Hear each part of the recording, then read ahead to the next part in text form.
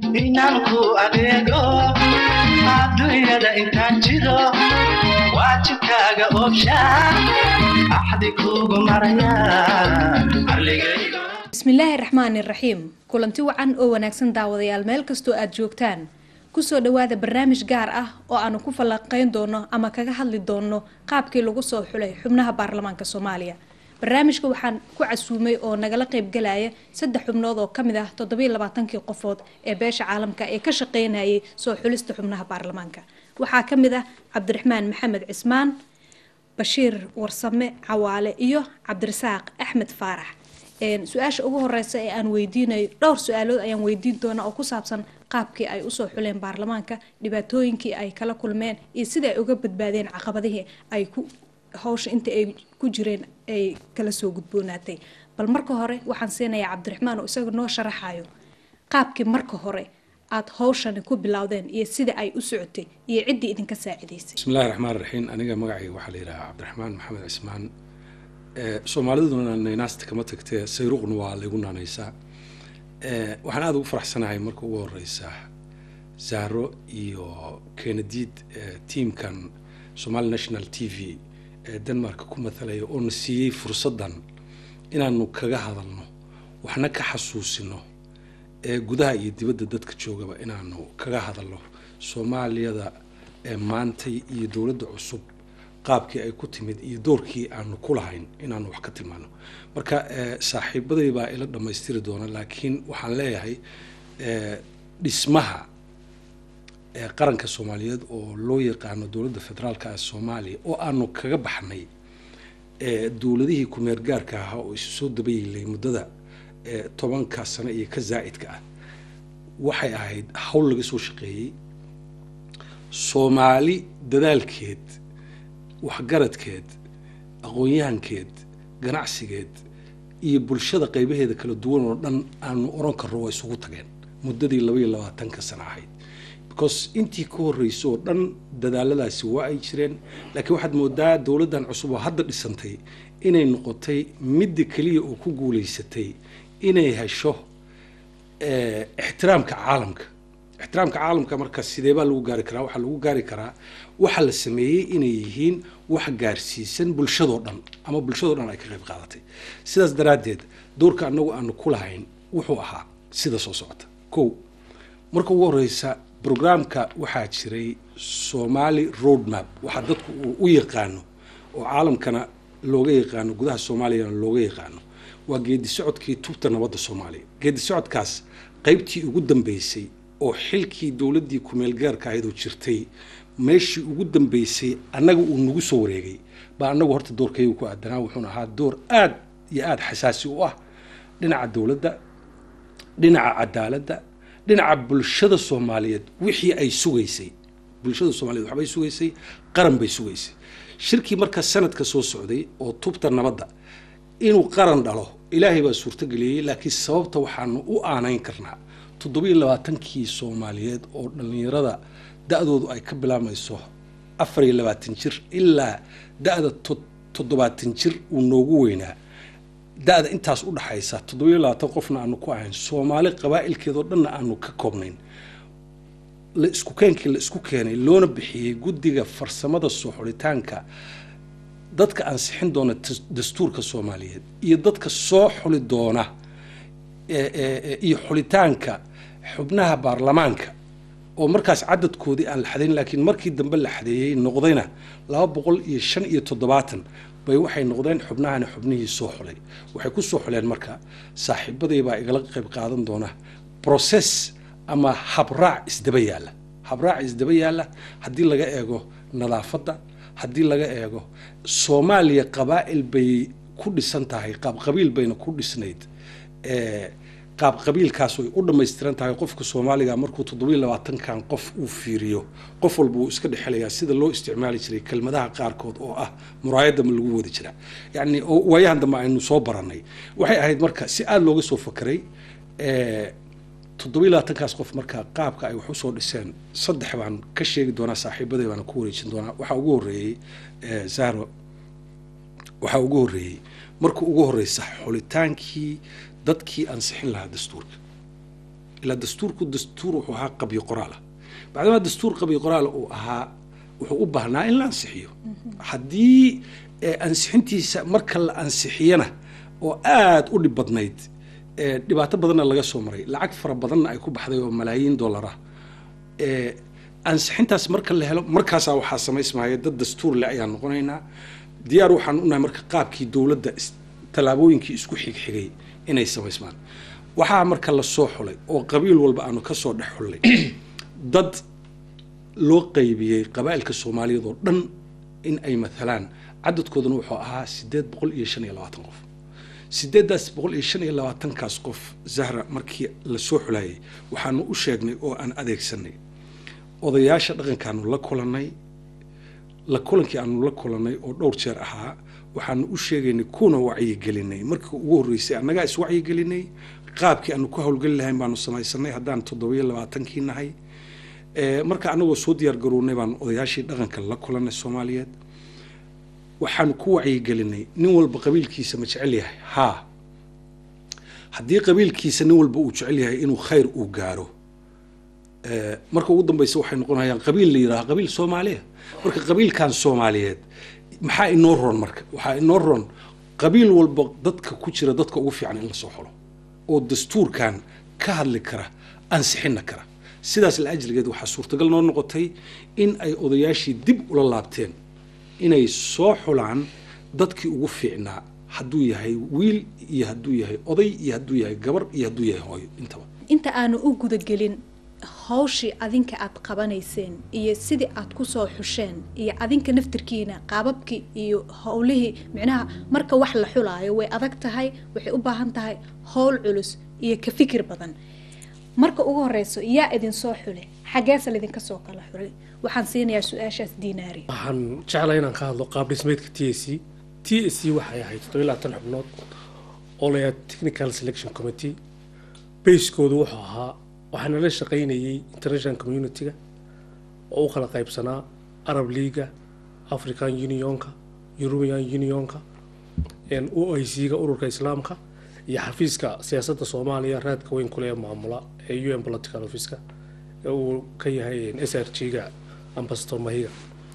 base-kana lagu soo xulay waxay ahayd aqoon-yahan Soomaaliyeed oo intellectual oo international community-gu ay eegayeen inay ka bixi karaan hawshan iyadoo laga badbaadinayo geeska iyo mandaqada Horn of Africa Soomaaliya August 20 inaanay gaarin burbur oo dawladda ku meel gaarka wadanka la doonayay inuu ka baxo sidaa daraadeed waxaa lagu dadaalay secretarieskii markaa dawladdii TFG-da inay la hawlgeliyo oo ay recommendation qaarkood ku lahaayeen sidii loo heli lahaa dad hawshan geli kara technical selection committee waxay u dhignaayeen election commission markaynu ka hadlayno dawladda caadiga sidaa darteed waxaana lagu soo xulay oo dadku ka kala yimaadeen gebi ahaanba Soomaalida afka Soomaaliga dadka ku hadla meel kasta digay waxa ku jiray qurba joog waxa ku jiray aqoon-yahan kala duwan rag siyaasiyiin leh rag mutacallimiin leh rag any kind of the social bulshada dhexdeeda ganacsado aqoon-yahan dadka markii la soo xulay waxay ahaayeen rukunkan ku tilmaami kara waxa weeye waqtigii 60kii la oran jiray SYL iyo baa jirtay oo wadanka halgankiisa ka qayb qaatay gumaysiga 17 xubnood waxa u dhignaayeen SYL waxay ahaayeen dad aan corruption lahayn dad qabiilka ka mayran dad aqoontoodu aad u dhisan tahay dad committed oo lagu kala qaybin karin qabyaalad waxa suurtagal noqday in markaa uu hirgalo barnaamijkii la oran jiray road map-ka taasoo aan mar walba annagu aan la shaqeynay international community-ga aanu dawladda ka madax banaanayn qabiil ka madax banaanayn maamul goboleed ama goboladii dadku kala yimaadeen ka madax banaanayn aqoon-yahan Soomaaliyeed bay technical selection committee wahay sidaa darteed markii la soo xulay waxaanu fatin gareynaynay oo aanu sii daynay 135kii oday ee la soo xulay ee dhaqameedka ah iyaga laftoodii dib baanu screen gareynay intii saxda ahayd baanu kaararkiisina aqoonsiga waxaan ku tilmaami karaa marxaladda waqtiga markay ahayd June markii la soo magacaabay inaanu noqo ahayn dadka wadanka gabgiisa gacanta ku hay odayaashii markaanu fatgareynay odayaashii waxaan u dirnay hawshii ahayd inay soo xulaan 825kii constitution assembly constitution ka qabiyo qoraalka oo wax badan ay dadku aanay markaa isku waafaqsaneen bal si loo helo dad eegi kara oo dhinac walba Soomaaliya ka yimid tii waxay sababtay inayn ku guulaysanay in hawshaasu hirgashay constitutionkii dadkii ansixiyeen kadib waxaa loo dhaqaaqay marxaladii ugu darnayd ee xasaasiga ahayd oo critical situation nagu ahayd oo security risk na gelisay ilaa banki moon ilaa madaxweynaha africa chairmanka african unionka la ilaalinaya 27 xubnood in dadlaba joogeen lacag iyo qabyaalada isaa kala qaybiya laakiin waxay noqdeen koor isku xidhan oo Soomaalinimadu ka dhab tahay anigu from waxaan qaymi Somaliland ninkan waa waxay ka yimaadeen nimanka qaybteeda fadhida gaalkacyo galmudug Puntland taas waxay sababaysay in waa barhoolda Soomaaliya oo dhan way nabadgelyada ka dhalata Muqdisho waxay dan u wada ahayd regionka oo dhan adduunkuna wuxuu eegayay August 20 maalintii haddeed waxaan jeclaan lahaa way nala joogeen dad TV-ga qaranku laakiin galabtaas waxay ahayd galab caalamka oo dhan Soomaaliya barxaladeeda eegay waxaan ku faraxsanahay in dad badan ay doonayeen inay jiidaan laakiin awoodayada iyo geesinimadayada inaanu diidnay deena declare gareynay habeenkii 12 habeenimo xubnii baarlamaanka anagoo ka cararayna wadanku inuu galo crisis iyadoo laga cararayo burbur waxaan kaloo la dagaalanay oo international community mar walba inagu kala bitaarnaayeen inaanay soo gelin baarlamaanka haddii argagixisay yihiin hadday warlordki yihiin waqtiga waanu diidnay tiimka iyagana wuxuu noqday markaan soo gunaanado tiim u ah rukunka maanta dawladdan jirta ee dawladda federaalka madaxweynahan maanta la doortayna uu ku jiro oo uu ka mid ahaa xubnihii baarlamaankan soo xulay marka basekan sahray ku nimi TC maaha cid goboleys iyo waxa laakiin Soomaalinimo iyo aqoon international community ilaa signatories ka maalintii la saxeexayay lifaaqa 12 xubnood Washington DC baa laga soo saxay inay yihiin dadkaasi dad ka hawshan gudan kara waxaan u sheegtay qaabka lagu soo kala xulay xubnaha 27 qofood ee ka shaqeynaya hawshaas aadka u culus oo qaadatay in meelo fara badan laga fiiriyo ka hor inta aan hawshu bilaaban waxaad noo sheegtay inaad Somaliland adigu dadkii ka yimid ama guddigii ka socday aad ka mid ahayd Soomaaliya iyo Somaliland xaaladooda waan ognahay sidee kuugu suurta gashay in aad guddigani ka mid noqoto qaabkeed ku soo gashay Somaliland iyo Soomaaliya wada hadal baa u bilaabmay sanadkii 2012 February anigu waxaan ahaa markaa dadkii facilitationka ka sameynayay shirkii London in wada hadalkan socdo waayo waxaan ahay dadka adeeda ku soo koray intii burbur ku dhacay qadiyada Somaliland aad iyo aad u aaminsan waqtiga kadib waxay sababtay in laftaydu ay dawladdu baan ogaano barbalxad jirta wada hadalka oo soconaya darteed focal point waxaan u ahaa in wixii Somaliland tirad ku keenaya aanu sheego maamulka markaa jiray hadduu Sheekh Shariif yahay hadduu Cabdiwali yahay oo la waxaasi wada hadalkii bay dhaawacayaan waxay burburinayaan wixii la doonayay in ay wada hadalku sii socdo taasoo la doonayo adduunkuna uu sheegay qodobkii 6 ee 66 qodob ee ka soo baxay shirkii London in meel lagu ogaado future relationka Soomaaliya iyo Somaliland hadday noqonayaan laba dawladood hadday noqonayaan confederal iyo hadday noqonayso midnimadii Soomaaliya la helayo taa bilowgeeda raadka maadaama uu socday wada hadalku waxay markaa aniga sababtay inaan ka mid noqdo guddida anigoo mar walba awoodayay ama gudbinayay message-ka waxa Somaliland raali kama aha waxa Somaliland dhibaato u keenayaan waxa wada hadalkii way dhaawacayaan oo mar walba madaxweyne Shariif lahaa qadiyada caynka iyo caynkaas weynad ka fiijignaata taas Somaliland wada hadalkii way dhaawacay sidaa darteed waxaan ku soo galay inaan noqdo nin anigoo mar walba ka hadlaya badbaadinta Soomaaliya regionka waa nabadgelyada Muqdisho ka jirta ka dhalata Hargeysa iyo Somaliland dambayta Somaliland Soomaaliya ma nabad jirtaankeeda waayo markii horeba isku darsiga anaga keenay Soomaalinimo ma nabcin nabadgelyada xamar ka dhalataan ku dadaalaynay inay nabad noqoto dawladda ka dhalato waxay markaa Somaliland anfac u leedahay wada hadalku markuu socdo ama Somaliland baa loo aqoonsanayaa dawladda Soomaaliya iyo adduunku waa aqoonsanaya ama dad walaalo confederation hadii lagu heshiiyo noqonaya ama midnimadii Soomaaliya hadii la helayo oo waqtigii 60kii oo kale ku noqoto sidaa darteed baan ku soo galay anigoo mar walba ku dadaalayay bal in meeshan oo aan u jeclaa xamaran weligay maan tagin 2012 ay horeysay marka aad bay murugaygu ahayd burburkan xamar ka jira waxaan jeclaa xamar oo nabad noqota qofkii Hargeysa ka yimaada uu iman karo xamar hadii laba dawladood leeyahay dadku isu gudbi karaan hadday dawladna noqdo dad walaala sidaa darteed waxay ahayd mar walba inaanu bal qarannimada ay guud ee nabadgelyada regionka aan ku ilaalina Somaliland dhinaceeda fokalkaasan ku yimid waxaan marka hore ogaanay qaabkii ugu yaraan lagu soo xulay ama ay ku yimaadeen dadkan 27 qofood ah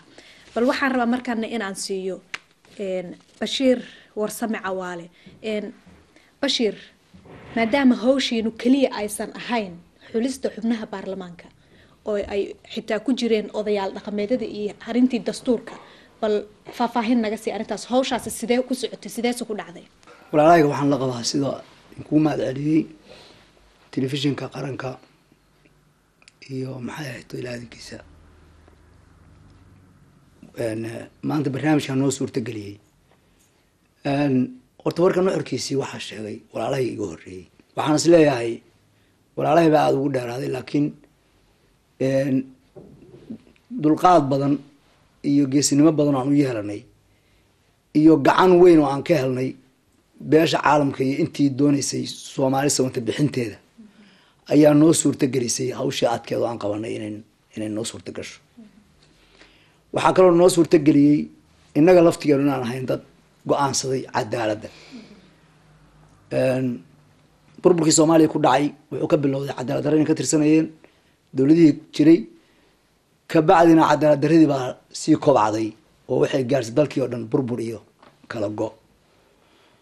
marka maadaama anagu aan u yeelanay nasiib sida walaalkayga Cabdirasaaq ba u sheegay dad sidaa lagu soo xulay inaanu ahayn iyo Cabdiraxmaan ba haddana waxaanu go'aansanay inaynu maantay bal qolaba marbay taariikhdu xusaysaa inaanu u yeelano kartidii aragtiyada ee Soomaalinimo ama aqooneed ee wadaniyadeed inaanu ku samata bixino dadkeena gaarsiinana iftiinkaas yani maantay lisleeyahay waa la gaari karaa waxaan noo suurta gashaanu leenahay wixii la doonayay Soomaali waxaana noo suurta galiyay xukunka Ilaahay iyo go'aankeeni kalsoonida badan aan isku abuurnay iyo beesha caalamka oo naga siisay inaynan cid Ilaahay mooyaane cid kale aan ku xiranahay ayna jirin sababta ay tahay haddii aan ahaan lahayn qola gacanta u gasha haddii qola waxay rabto un baanu samayn lahayn sooma wax markaa Soomaali u lama sameeyo waxaanu jaanis u helnay inaanu wax Soomaali u dhaxeeya aan bilaabi karno waxyaabaha faraha badan oo na soo gaaray runtii waxay ayaan wax yani la oran karo dadka ka gudbi karaa yaraa laakiin nasiib baan u yeelan inaan ka gudubno sababta ay tahay dal burbur ku soo daalay dad qabiil ku daashaday dad aan dowladnimada loo dhigin wax badan ay ka dhuntay hadduu horay u ahaan jirana daalay haddii uusan dowlad soo gaarina burbur iyo kala qaybin iyo qabiil ku aflaxay baan waxaan ka soo dhex saarnay inaanu dad quality leh oo aan isleenahay haddii aqoonta tahay sidaan wax ku soo xulnay waxaanu ku xulnay dadka karatori waxaan ku qornay qaali ah oo aan ugu darayno qofka markaan aqoonta ku xirno inaan nidhaahno haddana experience muxuu leeyahay qofkaan muxuu soo bulshada dhexdeeda ka ahaan jiray sida walaalkii Cabdiraxmaan sheegay waxaa ka mid ahaa markaynu u horreysay odayaasha aan la hadlaynay inaanu u sheegnay dadka ay keenayaan oo qabiilkay ku keenayaan inay noqdo dad Soomaaliya waxaan u qaybinay inay noqon karto ilaa iyo 12 milyan ama 13 milyan waxaan u qaybinay dadka la keenay markasta inuu Soomaali qaybta uga soo aadin u matali karo waxa dhacday dastuurka inaan ku guuleysanay dadka la keenay waanu isleenahay dad ilaa waxaanu ka xasuunaa ilaa 14 qodob ayay soo laabeen oo intay akhriyeen arkeen dadka iyo dalka lagu horkici karin bay laaleen marka ay noo keeneen oo la akhrinay waan la qabanay annaguna sidoo kaleeto qodobka 14 qodob oo laaban iyo waxaan iskugu dhibnay baarlamaankan u dhisnay ayaanu dawladda iskugu wareejinay marka innaga marka koowaad waxaan noo suurta geliyay xukunka Ilaahay iyo kartideena iyo isku duubnaasheena iyo annagoo gacan ka helinay beesha caalamka iyo annagoo aaminsanayn inta yar oo nooga soo aaday roolka Soomaaliyeed maanta ah ee Soomaalinimada ah ee aan isleenahay maanta Soomaali iftiin baad gaarsiin kartaan taas ay noo suurta gelisay imise xubnood ayay ka koobnaayeen hawshooduna maxay ahayd waxaan u maleynayaa markii hore Cabdiraxmaan baa taabtay waxay odayaasha markii lagu heshiiyey guud ahaan in Soomaaliya laga saaro ku meel gaarnimada loona sameeyo dowlad dhexe inay yeelato waxaa la gaaray shir Soomaaliyeed ha laga dhigo sidee looga dhigi karaa marka maadaama shirarkii hore la safrin jiray waxaa la yiri loo celiyo Soomaalida xagee laga bilaabaa dhaqanka laga bilaabaa waxaa la keenay marka ummadda Soomaaliyeed dhaqankooda baa la soo xulay odayaasha dhaqanka marka waxay ku yimaadeen in mas'uuliyadda koowaad la saaro odayaasha dhaqanka laga keeno laakiin odayaasha dhaqanka maxay u baahnaayeen dad tilmaama wax u qora waxay keenaan ka saxa wixii socon kara gudbiya waxaan socon karina si naxariis leh ugu celiyo odaga maadaama wax Soomaaliyeed la doonayo marka odayaashu waxay ku soo abuurmeen Soomaalidii abuur dowladda loo dhisi lahaa inay ka yimaadaan dhaqanka inay ka yimaadaan bay ku yimaadeen annaguna markaa ugu horeysay waxaanu qabanay odayaashii la isla aqbalay oo laftiganu aanu xulitaankii odayaasha maadaama Soomaalidu qabiil u daashaday haddana waxa lagu suurta gashay in odayaashii la isku qabsado marka laakiin waa saxitaanka oo ka qayb qaadanay 135 oday ayaa adduunyada iyo Soomaaliduba wada aqbashay in masiirka Soomaaliyeed ay dhaqan ahaan u matalaan odayaashaas markay aan qabanay ee aan wada aqbalnay waxaan u gudbinay sidii walaalay hore inii sheegeen inaanu 825 xubnood soo xula xulista xubnaha baarlamaanka marka la dhaho waxay u baahan tahay hawl adag iyo in lagu xusho waxyaabo muhiim ah ama gaar ah maxaad ku xulanayseen xubnaha baarlamaanka Cabdiraxmaan ayaan siinayaa annagu marka la yiraaho sahra ha laga sheekeeyo TSCD qaabka ay soo martay waa jecelnahay groupka yagan saaxiibkay Dinaari baa wuxuu lahaa waxaan u dhiganahay SYL in fact waa runtiis laanahu waxyaalaha aan xasuusanaa waxaa kamid ah intaan ka jawaabin su'aashaada waxyaalaha aan xasuusanaa waxaa kamid ah Soomaaliya guud ahaan baa waxaa ka wada yimid hal cod oo tilmaamaya inay guddigii soo xulistu inuu sameeyay shaqo fiican Soomaaliya oo dhan baa na soo gaarsiisay fariintaas waxay yiraahdeen marka shaqo fiican baad qabateen shaqadii fiicneed oo la qabtay Soomaali iskuma raaci karto haddaan wax fiican la samayn inay ku marxaati furaan ama basharka oo dhan ama bini'aadanka oo dhan lagama heli karo inay ku marxaati furaan haddii waxa aad samaysay wax ummaddu raalli ka tahay aysan ahayn marka waa meesha Dinaari hadalkiisa aan kaga qabsanaye exactly waxay tahay SYL annaga waxaana baray waqtigii aanu dadka yaryar ahayn ama Soomaaliya taariikhdeeda marka dib loo eegayo SYL waxa baray SYL 13 nin bay ahaayeen wax fiican bayna sameeyeen wixii fiicnaaba ilaa maanta waxa loo leeyahay marka Soomaaliya iyo geedi socodkeeda dib loo eego ama laga sheekeynayo hadday iskuul tahay hadday meel maxfal la isku yimid bitahayba wax fiican bay nimankaas sameeyeen dhalinyarada ah waqtigoodina door bay qaateen sidaas si la eg baan waxaan xoojinayaa Dinaari hadalkiisii oo ahaa SYL bay u taagnaayeen waa run yani waxaanu hadda ku xoojinayno oo waxaysan lahayn aanu ku siinayno TSCdu ma aha laakiin waxay tahay Soomaalida ka marxaati furtay marxaatigaasna waxaa ka mid ah laba waxyaalood mid waxa weeye xubnaha baarlamaanka galay labo midna waxa weeye Soomaaliya wixii ugu dhibka badnaa waxay ahaayeen niman dabcay burburkii wixii ka dambeeyay in ayagu sida ay la tahay ay xukunka u wadaan waana nimanka la yiraaho hogaamiye kooxeedyadii guddigaani wuxuu ku guuleystay inuu reebo marka maciil ayaga gaar oo ay u qabeen baa maya ma aha yani si dadka si fiican loogu bayaamiyo ma aha TSCdu inay u falgalaysay inay nimankan hogaamiye kooxeedyada ay si gaara ay u bartilmaansato laakiin waxaa la bartilmaansanayay Soomaaliya maxaa u fiican Soomaaliya maxay gaadhay 22 sano biseel waxay gaadhay ay u baahan tahay Soomaali inay dib isugu soo noqoto Soomaali inay gudaha iyo dibadda kala cararkii dabadiis in dib la isugu soo noqdo lana helo dawlad Soomaaliyeed oo ummadana matasha caalamka dawladaha ka jira sidii Soomaali ay ahaan jirtayna doorkeeda qaadata sidaas daraadeed su'aashaadii jawaabteedii baan ku soo noqonayaa Sahroy waxaa lagu soo xulay xubnaha baarlamaanka criteria sida walaalkay bashiir uu sheegay criteriyadu waxay ahayd annagu ka guddigii baarista haddaan guddigii soo xulista haddaanu ahayn waa shirnay habeen iyo maalin iyo galab intaba waanu shiri jirnay lannahu laftigayagu waxaanu aragnay mas-uuliyadda la isku korfuray oo Soomaali noo dhiibtay oo international community uu naga gacan siinayay inaysan mid sahlan ahayn qof kasta oo xubnahaas ka mid ah wuxuu qaatay waxa ugu sarreeya inuu ka dhigto wehel oo maxay tahay Soomaalinimo yani maantay Soomaali wariyaa wax tari kara heesii la qaadi jiro yaa Soomaali waxa u raadin jira yani maantay iyadoo runa noo timide maxaanu ku dari karnaa waxaanu ku dari karnaa wax wanaagsan لأنه حليري أو شروط أنه أن كسر قلنا كم ده إن أنت إذا تضوي لا تنكياس ننقص نحل دولة كرات سنكرين حدانا أنا نحل هذين أو سنقول ندمع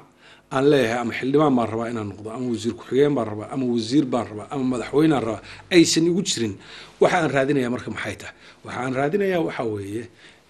شيء وقال السنبي عندك إنه هلا ونبضنا وحكو حرنتهاي سيستم إنك صار بهذا marka systemkan dadkii ehelka u noqon lahaa inaanu dhisno criteria loo sameeyay aanu faahfaahinta badanayn Soomaalina way isla ogtahay criteria-du waxay ahayd marka ugu horeysa tacliin in tacliin jirto waa koow labo in qofkaasi uu ka madax bannaan yahay dagaal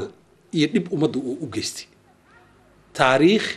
qofkaasi inuu ka madax bannaan yahay ummadda inuu dhib u geystay tacliinna uu leeyahay tacliintana ugu hooseyn inay noqoto tacliin secondary iyo wixii ka koreeya baarlamaankan lagu soo dhisay Jawaari lagu soo dhisay markii ugu horeysay Jawaari ka soo dhaxbaxay oo aan la filayn ummaduna ay ogtahay markhaatina ka tahay lagana daawanayay telefishinkiina sharafta badan oo Somali National TV dhacdadii sidee u dhacday eventigaas dad badan xataa aysan qiyaasayn inuu Jawaari uu noqdo إيشك رئيس البرلمان مرخاتي بيقطعي لبو وحايدنا وحكلا أحد إيش هذي أنك كل هاي حسن الشيخ مدحوينها ولفت جيسو أنا لفيلين ورق بدنا أي لتر تماين ودوري صوت جارهاي وحاسو إذا الوحي مرخاتويهن تي سي أما قلدان اللي راه جدّي فرسمدا وحي أي سمايين يجوانك أي قاتين أو أحا ورأننا ما أنت محانو قدر كرنا نبعد عن قدر إن الصومالي جد سعود كده محوية هاي وحفي عن محين وانكران ورنت علينا إلا كانوا صومالي ويد ركتي وحي كدركتي وحن أردن بيكدركتي سيب الله بحكرة ضد وحقرته وحتى هذا وحكا خلدمان ورنكره إن وروح ما ناخذ دمي وحين ناخذ دمي يعني كل جينا عنه صحنا. أنت أتكون جود جرتين هوشة حلست حبناها بارلمانك محا عقبات أو أتكلم كلامتين. والله هرتا إن سهري دوات كرن كريسة ميل شقة صوت. هي صومالي وين كرنا إنه عقبات بدن بانجوري مني intimidation بانجوري مني وحليس كدي إن واحد فشل مان. إلا مركل قبل أبو ضياش دقنك. horta waxaan yara saxaya correction anagu maanu hayn dadka soo qoriyay laakiin odayaasha wax soo qoriyay anagu waxaanu hayn caqabad meeshii duuntii ay waxani marayeen inta nadiifta ay sii deynaysi wixii xuna ka reebaysi odayaashu markaa soo xulaan odayaashu markaanu la isla eegay ee si walba looga baraandegay 135 oday ee la isla qaatay markii aanu ansixinay cod ku sii deynay idaacada wasaaradda arrimaha guud waxay siisay ID card kaasoo international community ku maamulayay waayo waxa laga baqayay in argaxiso dhexdooda soo gasho waxa number 1 la dagaalamay waxa inaan dadka xuni soo dhex gali karin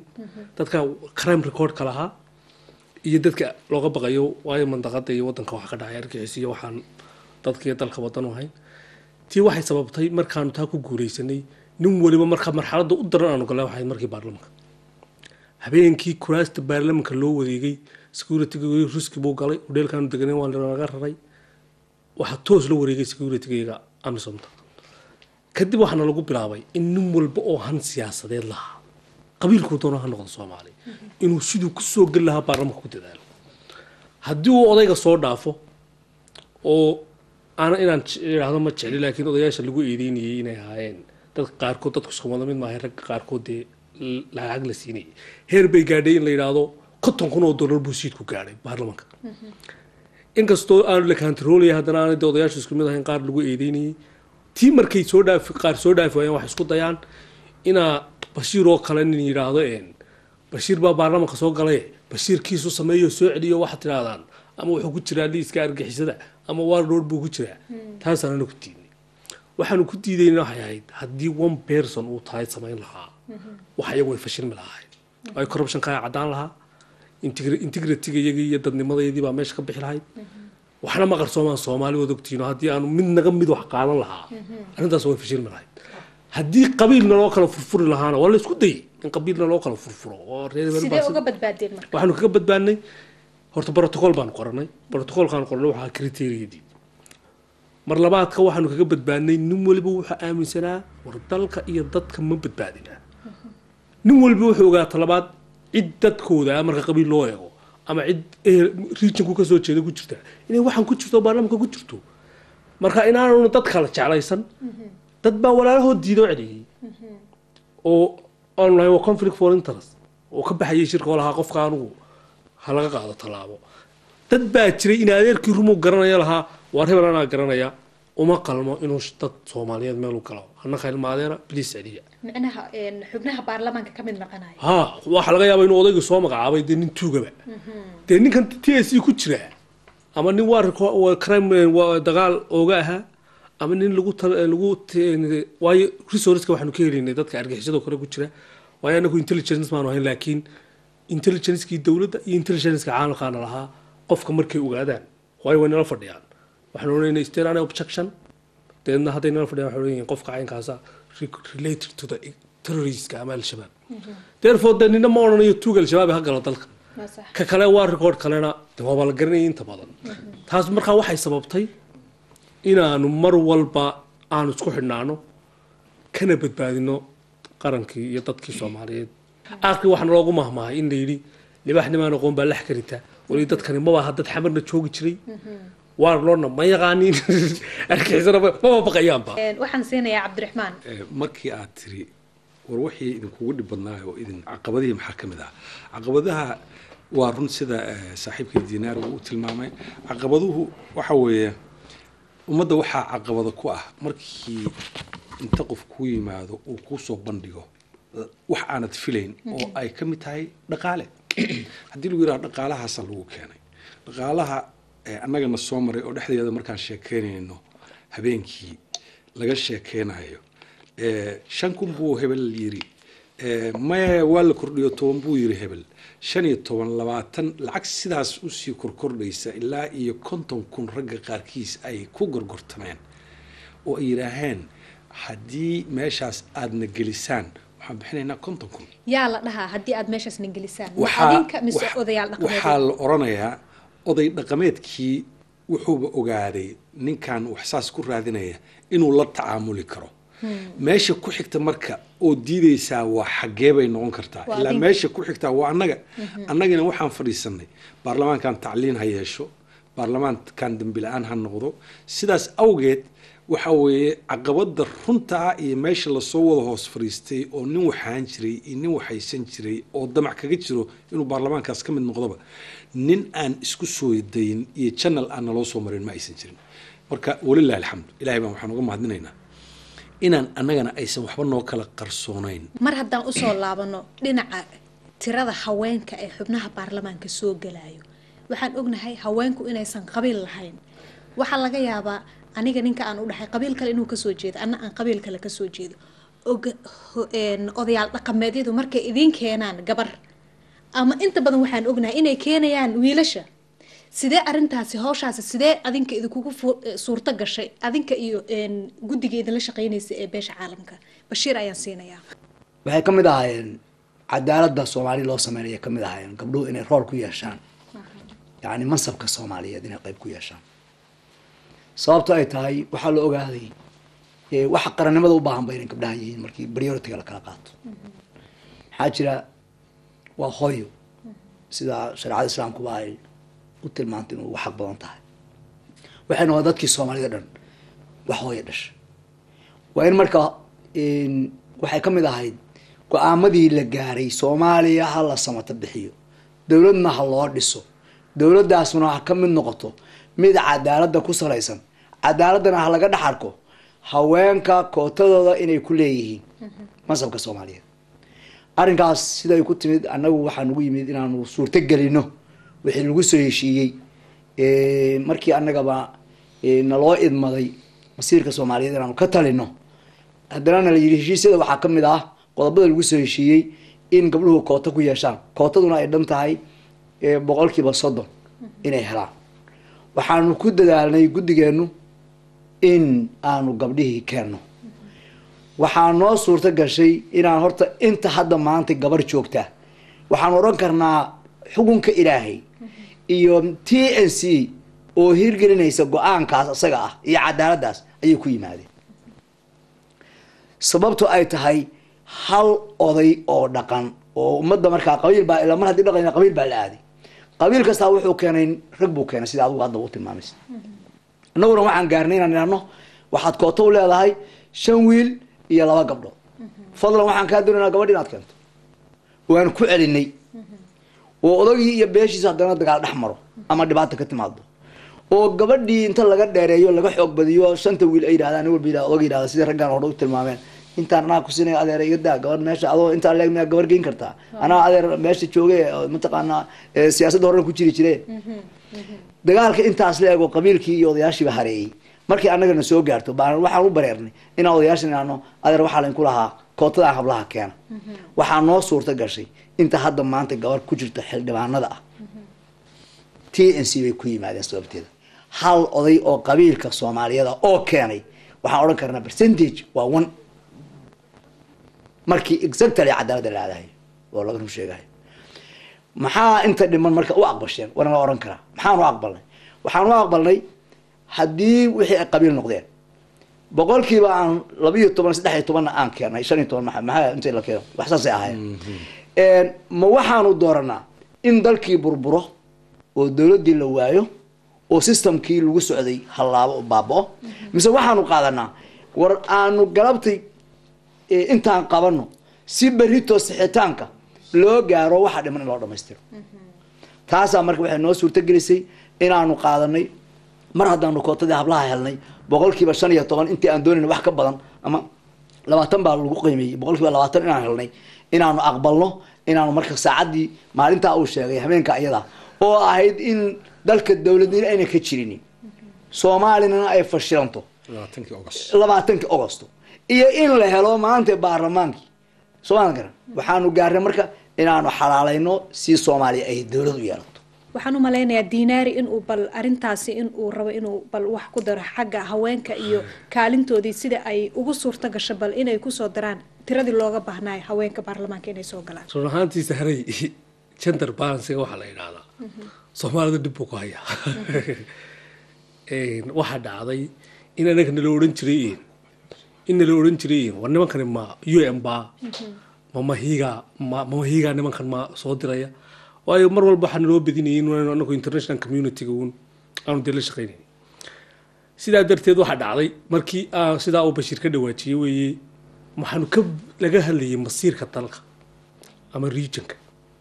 wax ku leeyahay mandaqada sidaa darteed markii boqolkiiba xoogay la helay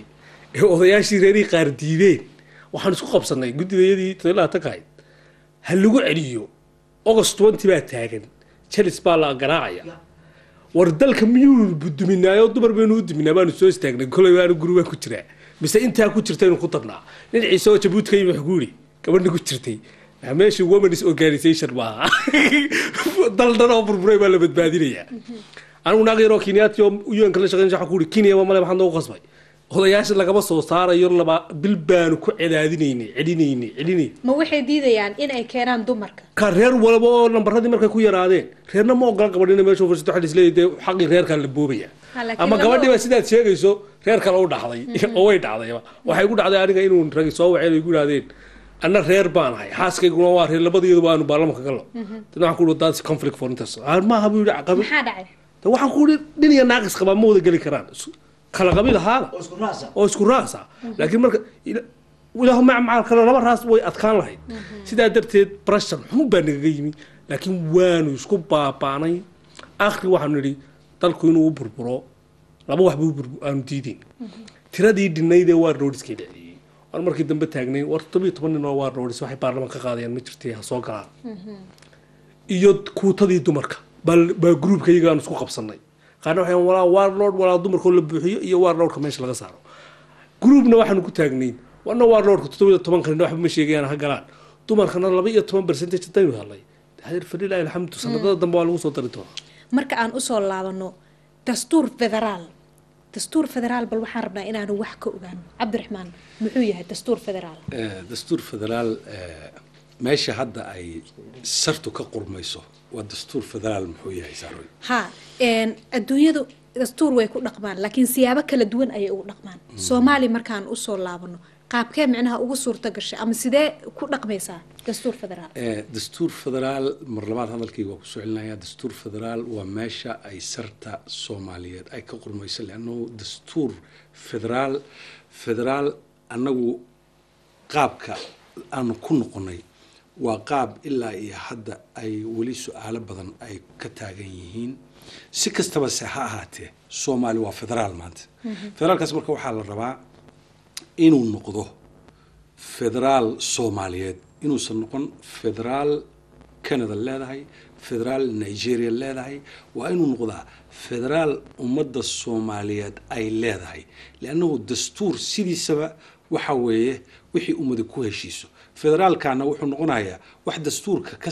ka dhex yimaado noqonayaa sidaas la ajligeed ummadan Soomaaliyeed waa inay ku heshiisaa habka federaalka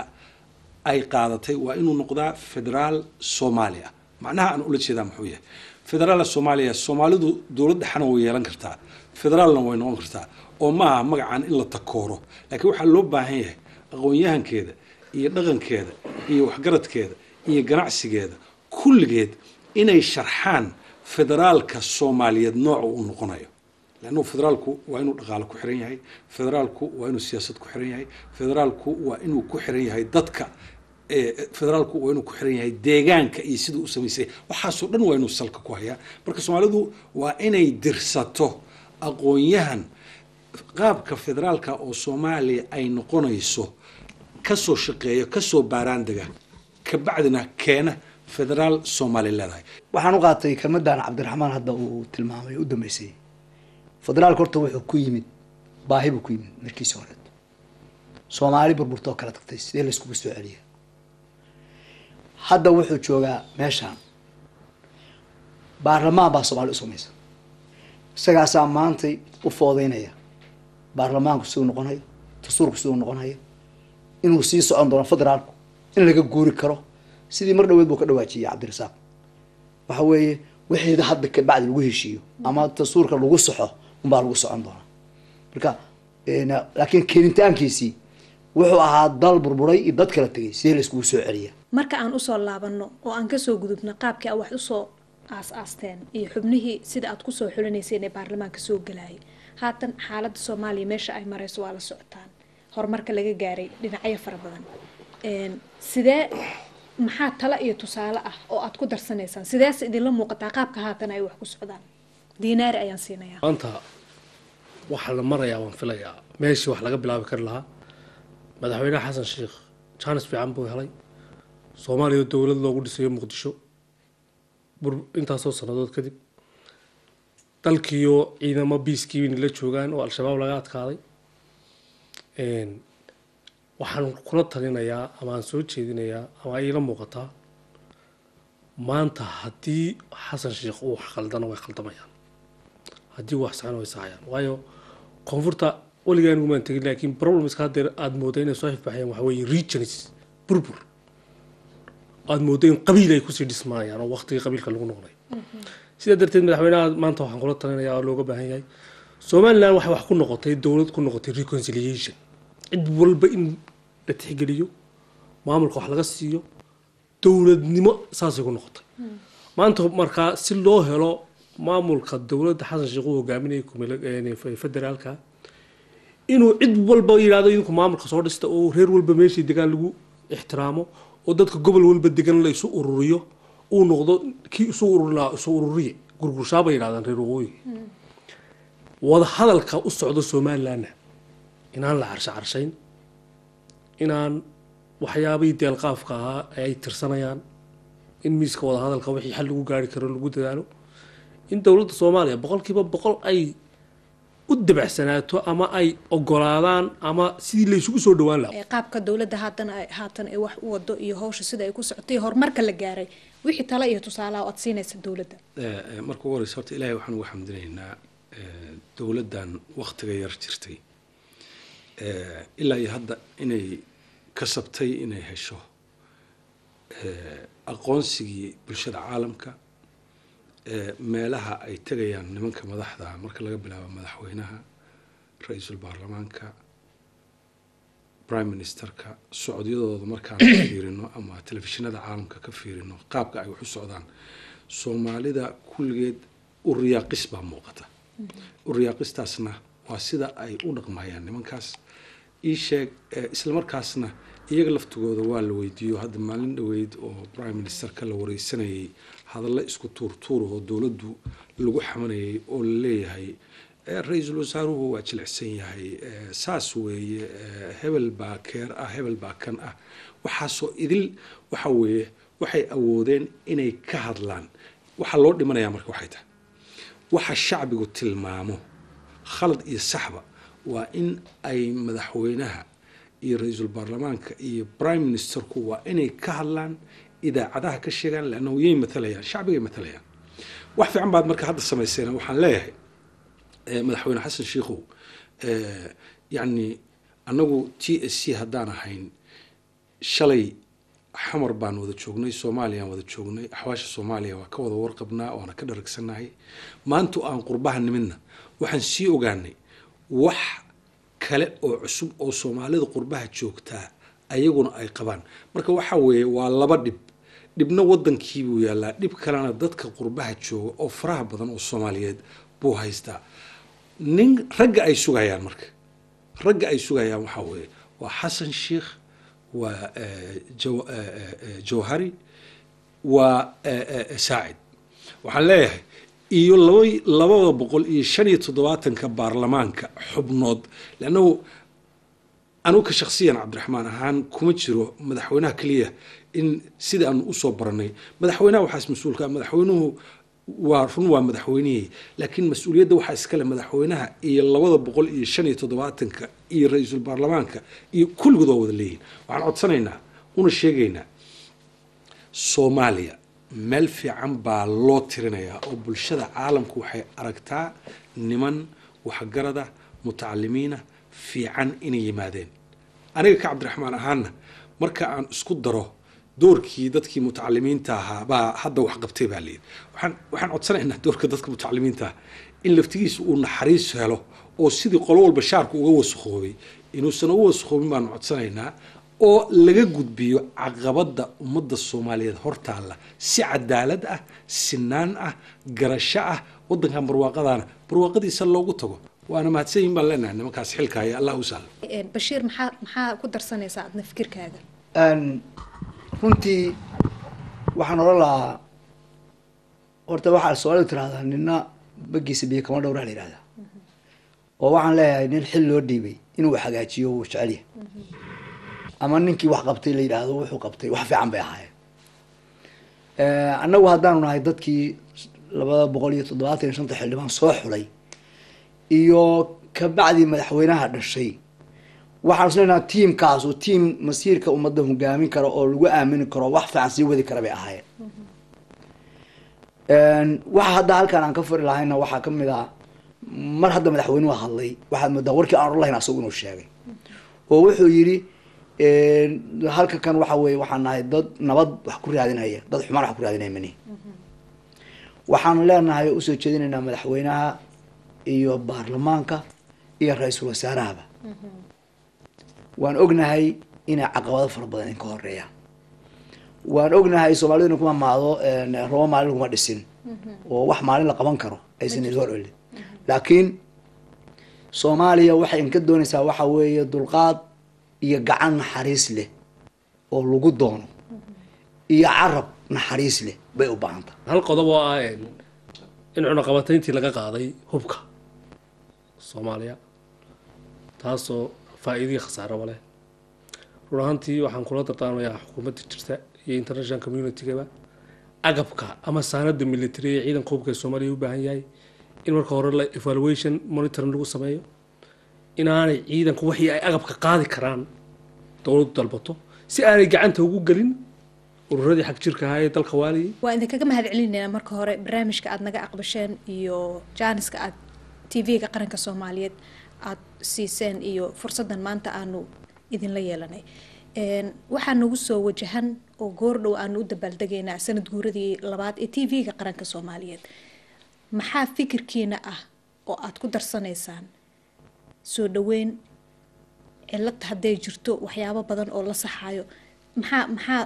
qaabkee ma aragta aad u soo dhaweyn kartaan ama maxaad tala ah oo aad siin kartaan TV-ga qaranka Soomaaliyeed? Cabdiraxmaan ayaan ku hormarayaa. TV-ga qaranka Soomaaliyeed Soomaalidu waxay ku maamaadaa because waqtiyadan mararkan dambe oo aan ka mid noqday guddigan nasiibku iga mid dhigay waxaan la falgalay la shaqo wadaagay odayaashuna caadatan waxa dhaqan u ah inay mahmaah ku bilaabaan marka mahmaah ku bilaabaya waxaan leeyahay sadar muuqda su'aal ka dhan yani waxaan u baahnayn ba wada hadal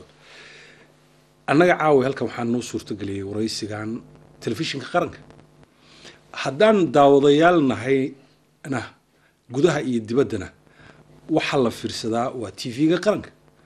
dowladda iyo dhaqdhaqaaqeeda wax laga fiirsadaa waa TV-ga qaranka dhalinyarada fiican oo journalistiyaasha ah tabinta ay tabinayaan dhacdooyinka kuwooda dhib kale iyo kuwooda nacfiga leba waa TV-ga qaranka TV-ga qaranka horta waxaan leenahay aad baan u soo dhaweynaynaa waana bogaadinaynaa shaqada fiican oo geedi socodka nabadeed ay ku dareen oo waxaan leenahay haddii qolo ay hore u soo ahayd SYL qolo kale oo annaga oo hadda guddiga farsamada la yiraahana aan SYL kale aanu qaabkeed aanu wax u qabanay SYL ayaduna iskeed u taagan waxaa la mid ah TV-ga qaranka iyo kuwa kale oo la midka ah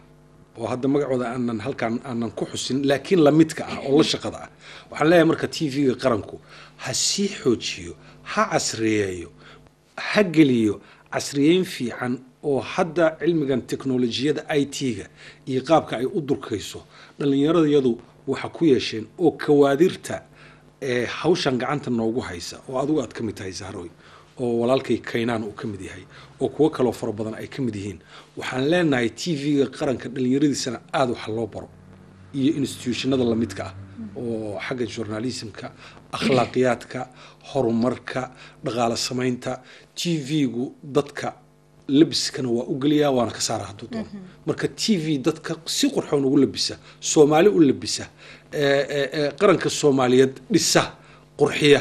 hanoo noqdo waxyaalaha dhimana laftigiisu kabcu dhinac kaga jiraaya kobacaasna madaxdiisu ha sii wadaan hana sii qurxiyaan waana bogaadinaynaa shaqada ay qabateen waxaana leenahay sanad guuro labaad oo wanaagsan waxaana idin rajaynaynaa sanadka soo socda meesha hadda aad joogtaan wax ka sii fiican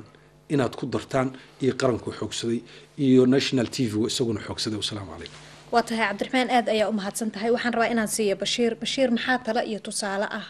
oo aad TV-ga qaranka Soomaaliyeed maadaama sanad guuradiisii labaad aanu mar dhow u dabaaldegayno aadna siinaysaa? waxaanu leenahay hambaliyo